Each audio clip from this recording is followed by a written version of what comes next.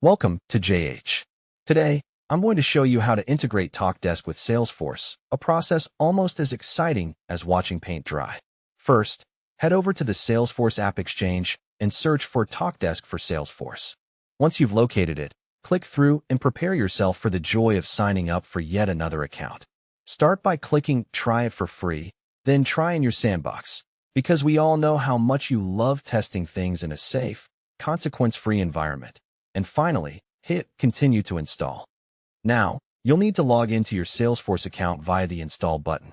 Click Use Custom Domain to add your specific Salesforce domain, because heaven forbid we use a standard one.